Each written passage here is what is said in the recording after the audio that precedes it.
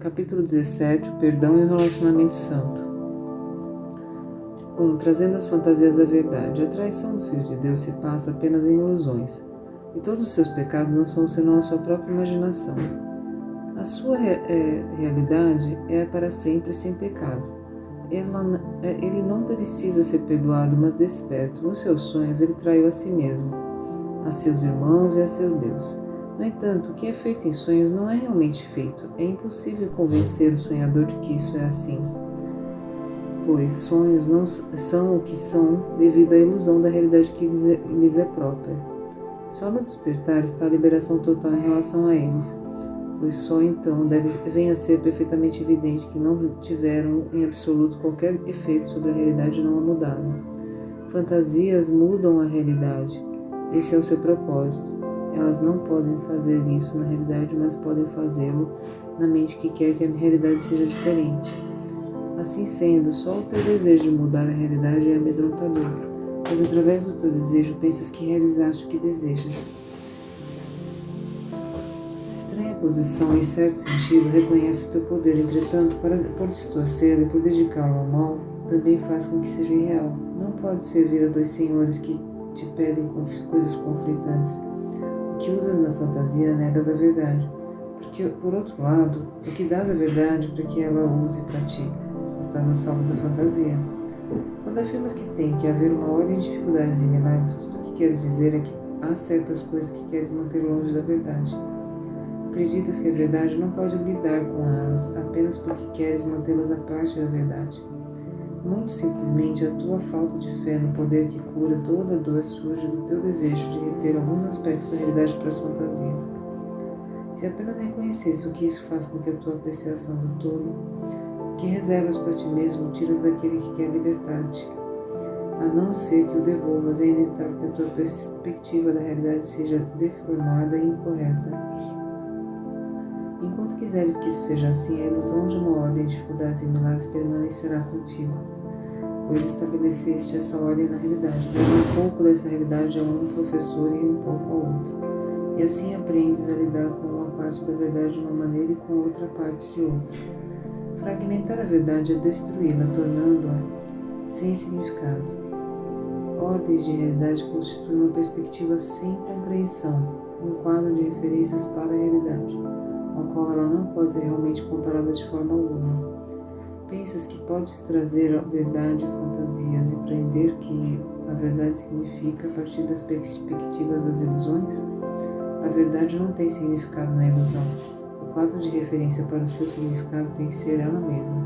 Quando tentas trazer a verdade às ilusões, estás tentando fazer com que as ilusões sejam reais e essas estão tentando mantê-las justificando as tuas crenças nelas.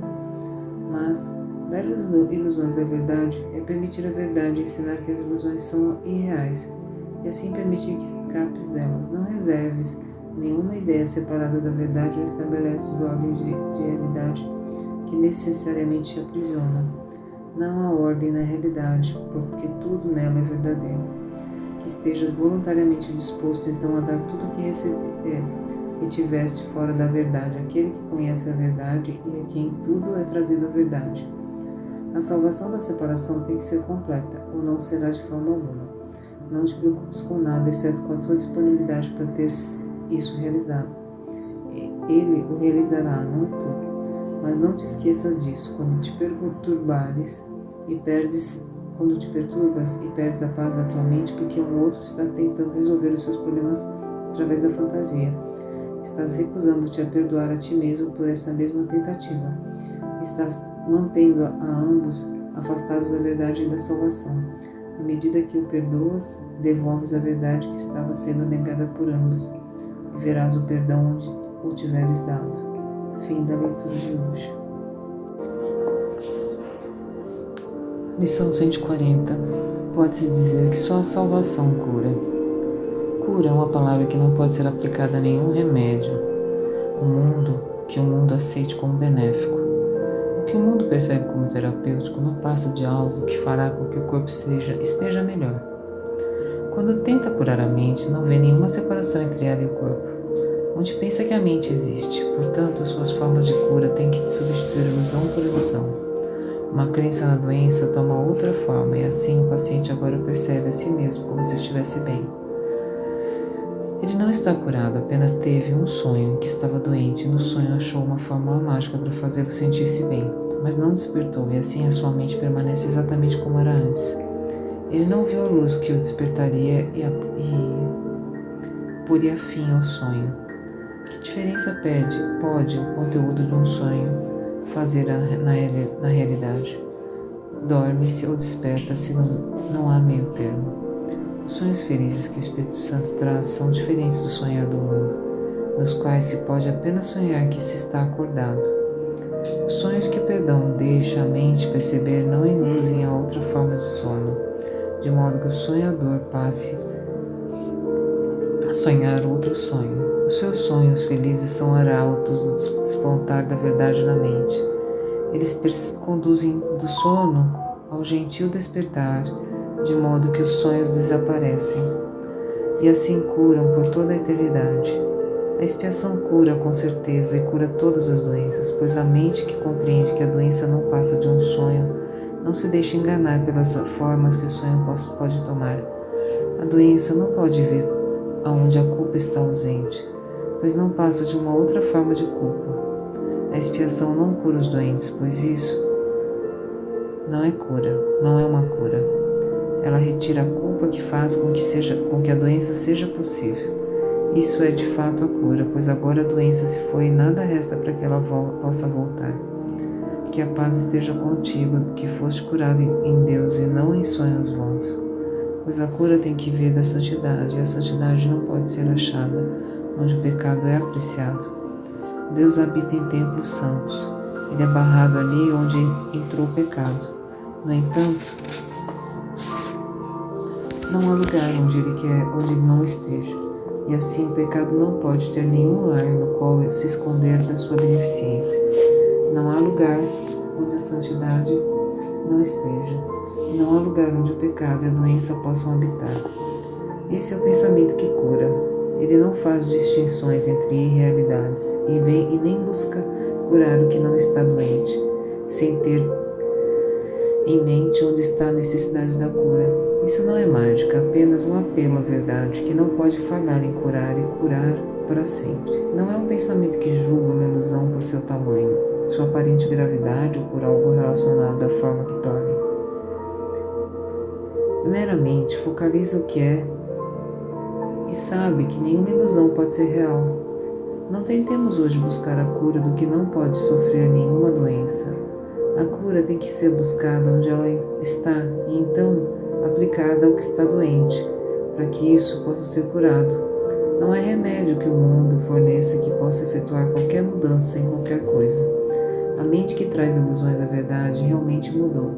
Não há nenhuma mudança além dessa, pois como pode uma ilusão ser diferente de outra, a não ser em atributos que não têm nenhuma substância, nenhuma realidade, nenhum núcleo e nada que seja verdadeiramente diferente. Hoje buscamos mudar as nossas mentes quanto à fonte da doença, pois buscamos uma cura para todas as ilusões, não mais uma variação entre elas. Hoje tentaremos achar a fonte da cura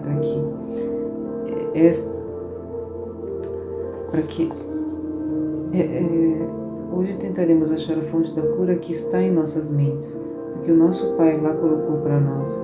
Essa não se acha mais diante de nós do que nós mesmos. Está tão próxima quanto os nossos próprios pensamentos, tão perto que é impossível perdê-la. Precisamos apenas buscá-la e não pode deixar de ser achada. Não seremos conduzidos equivocadamente hoje pelo que nos parece estar doente. Neste dia, vamos além das aparências e alcançamos a fonte da cura, da qual nada está isento. Teremos sucesso na medida que reconhecemos que jamais poderá haver uma distinção significativa entre o que não é verdadeiro e o que é igualmente não verdadeiro. Não há graus aqui, nem crenças segundo as quais o que não existe é mais verdadeiro sob algumas formas do que outras. São todas falsas e podem ser curadas porque não são verdadeiras. Assim, deixamos de lado nossos amuletos, nossos talismãs e medicamentos, nossos cânticos e truques mágicos, quaisquer que sejam as suas formas. Nós nos aquietamos e escutaremos a voz da cura que curará todos os males, como um sol, restaurando a sanidade do Filho de Deus. Nenhuma voz senão essa pode curar. Hoje ouviremos uma única voz que nos fala da verdade de que todas as ilusões terminam e a paz retorna ao lar quieto e eterno de Deus. Nós despertamos ouvindo-o, deixamos que ele nos fale durante 5 minutos no dia de hoje. E terminamos o dia escutando-a mais uma vez durante 5 minutos antes de irmos dormir. A nossa única preparação é de deixarmos de lado todos os nossos pensamentos que interferem, não separadamente, mas todos como um só, são o mesmo. Não temos necessidade de fazer com que sejam diferentes, protelando assim o momento que podemos ouvir o nosso Pai nos falar.